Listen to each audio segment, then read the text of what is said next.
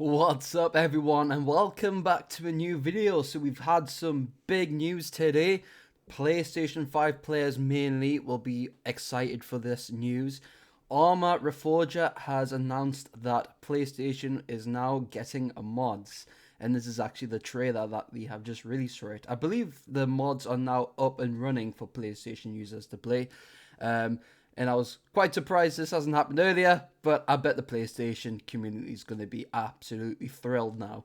And I think it's going to be really cool for ARMA as well, just the fact that it's going to be adding a lot more players to these servers, and I'm quite actually interested in looking at what happens with the PlayStation side, even though I'm a PC player at heart.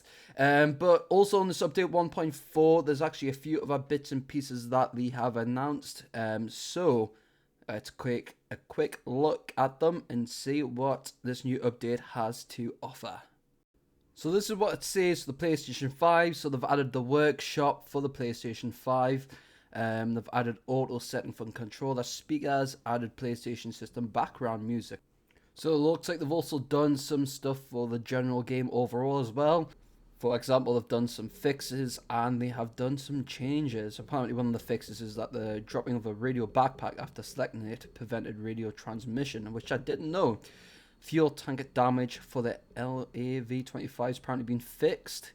So they have, apart from obviously just adding mods to the PlayStation 5 in this new 1.4 update, they have done some generally overall fixes to bugs and stuff, which is pretty cool. But I'm quite excited because, you know, I actually first started playing this game on the PlayStation 5, but I've become more of a PC person. Like, I've played on the PC since Christmas, and now there's no way of getting me off it. But I'm pretty happy for the PlayStation community because it's like, I know a lot of people have been shouting for this, and it's going to be quite interesting just to see how the PlayStation community is going to, you know, manage this, because I think a lot of these mods as well require a lot of, like, you know, storage to download, so I don't know how that's going to work. But hopefully, you know, hopefully everything will go well for the PlayStation side. Hopefully everyone can enjoy the mods just as much as, well, the Xbox community and the PC community does. I think they've also done some updates on the sustainability side of things, so let's quickly have a look at them. So there's been two fixes over here. So crash when moving inventory items to storage. I didn't realize that was actually a thing. I've never had any issues with that, but fair enough. If that gets fixed, that's just going to make obviously players experience a little bit better in the game. Crash when a character was deleted while on ladder. Didn't know that was a thing, but again, fair enough. If that was an issue towards a lot of players, then hopefully that will make a lot of people happy.